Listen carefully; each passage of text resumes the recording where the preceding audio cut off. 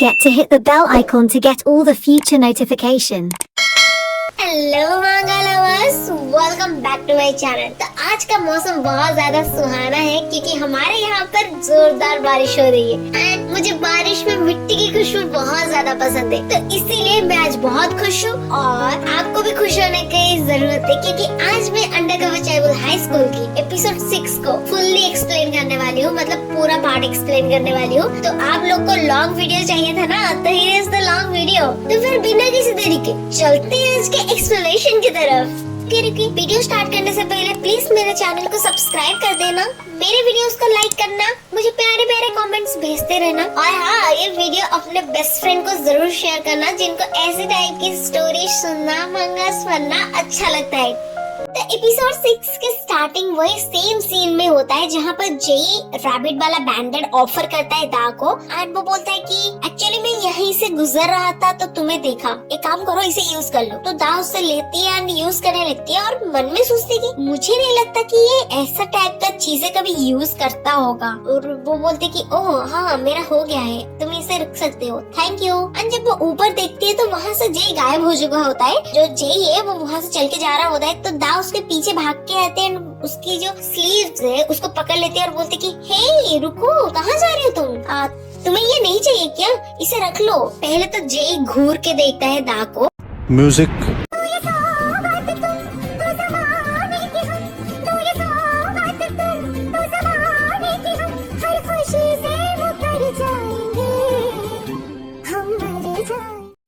और बोलता है कि कोई बात नहीं, मैंने तुम्हें दे दिया है, तुम इसे रख सकती हो, मैं जा रहा हूँ। तो दा वहाँ पर बोलते कि वेट वेट, नहीं नहीं नहीं, अबे 3 बार नहीं बोलने की क्या जरूरत है, एक बार भी बोल सकती थी, वो बहरा थोड़ी ना है। तो वहाँ पर जेई रुक जाता है एंड बोलता है कि क्या हुआ? तो यहाँ पर दा एकदम मासूम क्यूट ऐसे एक्ट करने लगती है जैसे कि ड्रामास में नहीं होता, लड़कियां एक्ट करती है क्यूट बेवजह क्यूट बन के बोलती कि एक्चुअली थैंक यू मेरे हेल्प करने के लिए, क्या तुम प्लीज मेरे साथ कॉफी पीने चलोगे?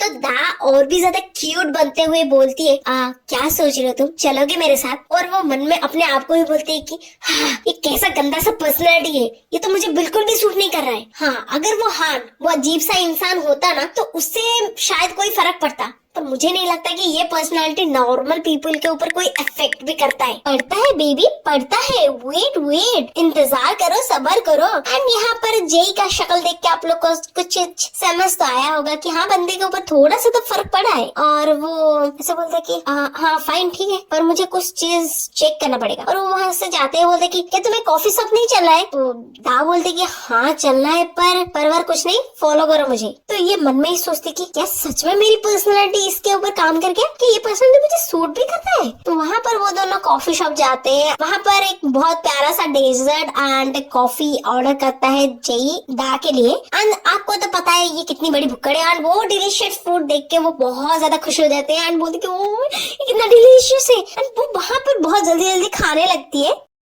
तो उस डिलीशियस डेजर्ट को खाने के बाद दा के मन में से एक ही आवाज आती है, किस महान आत्मा ने इस डिश को बनाया है यार, उसके हाथ ना चूम लूं मैं, कितना डिलीशियस है ये, मेरे आंख से आंसू आ रहा है। सॉरी गाइस, ऐसा उसने कुछ नहीं बोला था, थोड़ा ड्रामा तो ऐड करना पड़ता है ना। एंड उसको इस तरह से बिहेव करते देख के जेई अजीब अजीब सी शकल बनाने लगता है। तो उसको देख के दा बोलते कि अरे come back to the track, investigation, मुझे इन्वेस्टिगेशन करना है। तो दा अपना इन्वेस्टिगेशन शुरू करती है एंड पहला क्वेश्चन ये पूछती है लगता है कि तुम यहाँ पर बहुत ज्यादा आते जाते रहते हो, क्योंकि मतलब तुम्हें इस एरिया के बारे में बहुत ज्यादा पता है ना? तो जेई बस उसको घूरता ही रहता है एंड दा बोलते कि अबे यार इसने तो मुझे इग्नोर मार दिया, लगता है कोई दूसरा तरीका ही ढूंढना पड़ेगा। तो जेई उसको बोलता है कि तुम किसने भेजा है तुम्हें? जेई की ये क्वेश्चन सुनने के बाद मैं और दा दोनों शॉक हो गए क्योंकि मुझे लगा कि यहाँ पर दा का भांडा फूट गया। तो दा भी शॉक में हो जाती है बोलते कि क्या कहा तुमने? इसके बाद जेई जो क्वेश्चन का तीर मारता है, no transfer record, no background information, तुम्हारे पास सीक्रेट कमांडो मार्शल आर्ट्स भी है and you really think you can hide it? वो बोलता है कि मुझे सच सच बता दो, कुछ बुरा होने से पहले सारी चीजें मुझे क्लियर कर दो। तो दा बोलते कि ये लड़का, क्या इसे सच में मेरी आइडेंटिटी के बारे में पता चल गया? क्या मैं इतनी जल्दी एक्सपोज होगी? मोर इम्पोर्टेंटली इसको मेरे बारे में क्या क्या पता है, ये क्या क्या जानता है? एंड वो अपने जो थाइस में एक हथियार सा कुछ सुपारी होते है, शायद नाइफ है, वो मन में बोलती है कि काम डाउन, अगर इसे मेरे बारे में सब कुछ पता होता तो ये ऐसे बिहेव नहीं करता, मुझसे क्वेश्चन नहीं पूछता, मुझे टोटली कोई भी रिस्क नहीं लेना चाहिए। और वो वहाँ पर फेक स्माइल करती है कि बोलती है क्या तुम किसके बारे में पूछ रहे हो, तुम क्या पूछ रहे हो। अब वो बोलती है कि तुम्हें क्यों लगता है कि मैं कोई स्पाई हूँ? जस्ट बिकॉज मेरे पास कमांडो मार्शल आर्ट्स है इसका मतलब ये नहीं है कि मैं कोई स्पाई हूँ। इस सेल्फ डिफेंस में मैंने सीखा था, मैं बचपन से ही सीखती हूँ, ये मेरी हॉबी जैसा बन गया है अभी। एंड मोर अबाउट मेरी आइडेंटिटी हिडन है। क्या तुम्हारा भी आइडेंटिटी हिडन नहीं है? इसमें कौन सी बड़ी बात है? Actually the opposite. और एक बात, मेरे पास इनफ एविडेंस है मेरी आइडेंटिटी को प्रूव करने के लिए, but just I don't want to reveal that. Unnecessary danger अपने ऊपर कौन लेना चाहेगा? मैं तो अभी अभी स्कूल्स में आई हूँ ना, और मैं किसी को इतना ट्रस्ट भी नहीं करती, इसीलिए मैंने अपना आइडेंटिटी रिवील नहीं किया है। पर तुम तो इस स्कूल में 2 साल से हो ना, तो तुमने अपनी आइडेंटिटी क्यों नहीं रिवील की? तुम्हें अपनी आइडेंटिटी से हाइड करने की जरूरत ही क्या है? और ये ऐसी बात है जो तुम मुझे बता ही नहीं सकते। तो वहाँ पर जेई बोलता है ठीक है, okay now just stop talking about it. तो दा गुस्से से मन में बोलते कि अबे कमीने, तूने ही शुरू किया था, मैंने तुझे पूछा था क्या ये? और वो गुस्से से उसको पूछती कि इसका मतलब ये है कि तुमने मुझे इन्वेस्टिगेट किया, is that the reason why you follow me that easily? तो दा मन में सोचती है कि मैं सरप्राइज नहीं हूँ कि ये इसने मेरे ऊपर डाउट किया। It's just a normal natural reaction. अगर मैं हान के बारे में सोचूं तो उसने कभी मुझे एनिमी के जैसा सोचा ही नहीं है। उसने हमेशा मुझे फ्रेंड की जैसा फ्रेंडली बिहेव उसने मेरे साथ किया है। तो उसकी सोच को रोक लगा के जय पूछता है कि पर क्या तुम और हान दोनों डेट कर रहे हो? तो दा बोलती कि क्या तुम्हारा दिमाग खराब हो गया है? एंड वो प्रीवियस जो सीन है उसके बारे में याद करती है और बोलती है हे स्टॉप स्टॉप, तुम उसके बारे में क्यों सोच रहे हो? उसके बारे में सोचो मत। तो जय बोलता है कि ठीक है फाइन, आई लिव नाउ। तो दा बोलती कि यार ये तो जा रहा है, इसके बारे में कोई भी इन्फॉर्मेशन मुझे नहीं मिला, बट कोई बात नहीं, इट्स ओके। आज एक दिन थोड़ी ना है, मैं जरूर इसके बारे में कुछ ना कुछ पता करूंगी। और वो उठने लगती तो हील के वजह से दा डिसबैलेंस हो जाती है एंड वो गिरने ही वाली होती है। एंड जैसे कि हर ड्रामा में होता है, हीरोइन को बचाने के लिए हीरो आता है, इस तरह दा को बचाने के लिए जय आ जाता है एंड वो बहुत ही प्यार से जय दा को बचाता है। तो दा बोलता है कि हे थैंक यू। तो वहाँ पर जय बोलता है कि हे तुम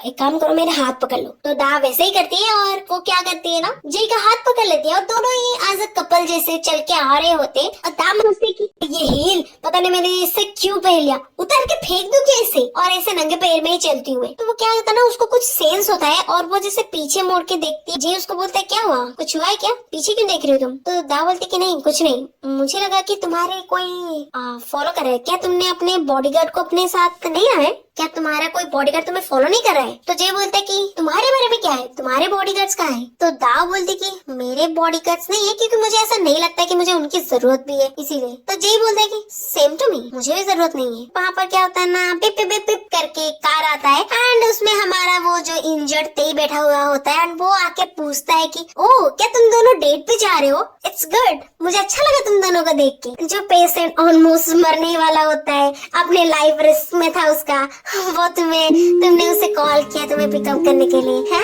एंड जब वो आता है तुम किसी के साथ डेट पे जाती हो सीरियसली। एंड वो बोलता है कि हरी अप मिस ली दा क्यों? तो दा बोलता है कि बकवास बंद कर वरना तेरा दांत तोड़ दूंगी मैं। जय बस उसको घूरता रहता है। दा बोलता है कि हे मैं चलती हूँ, मुझे घर में जाना होगा, ओके बाय। एंड वो बैठ के वहाँ से चली जाती है। एंड यहाँ पर हमारा जो हीरो जय है वो सिगरेट निकालता है एंड वो वहाँ पर सुट्टा फूकने लगता है। तो दा कार में बैठी होती है और वो मन में सोचती है कि मुझे नहीं लगता, ऐसा हो सकता है कि वो जो गार्ड्स मुझे फॉलो कर रहे थे वो जेई योंग के ही मतलब जेई के ही बॉडीगार्ड्स हो सकते हैं। बट उसने तो बोला कि उसके पास कोई बॉडीगार्ड नहीं है, but I am not sure कि वो उसके बॉडीगार्ड्स है कि नहीं। तो वहाँ पर तेई दा को पूछता है कि हे क्या सोच रहे हो तुम, क्या हम यहाँ पर राइड को घूम जाए? तो दा बोलते कि नहीं बस आगे चलते रहो। तो वहाँ पर क्या होता है ना, उसके सारे जो जेई के बॉडीगार्ड से वो आ जाते हैं। कितना झूठा है ये, अभी बोला कि उसका कोई बॉडीगार्ड फॉलो नहीं कर रहा है, झूठा कहीं का। तो वहाँ पर बॉडीगार्ड्स आके बोलते कि सर प्रेसिडेंट आपको जल्दी घर आने के लिए बोल रहे हैं। कल का जो इंसिडेंट हुआ था, तो वहाँ पर जय बहुत ज्यादा गुस्से से बोलते कि क्या मैंने तुम्हें नहीं बोला था वो सारे मेस को क्लीन करने के लिए? यहाँ पर हमें जय का एक गुस्सेल रूप दिखता है। पता नहीं इसमें से कौन है वो जो प्रेसिडेंट ली के बंदे है, मतलब प्रेसिडेंट ली का बेटा है। इसको देख के लगता है ये भी हो सकता है, तो कोई नहीं, अजम्पशन है, कोई भी हो सकता है। ओके आज के लिए बस इतना ही, bye guys, I love you.